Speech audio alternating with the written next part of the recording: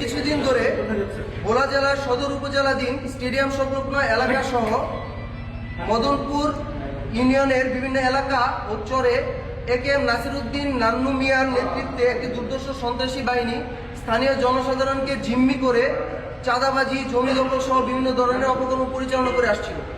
ভুক্তভোগী জনসাধারণ বাংলাদেশ কোস্টগার্ডের নিকট সাহায্য চাইলে পরবর্তীতে তাদেরকে প্রাণনাশের হুমকি প্রদান করে বলে জানা যায়।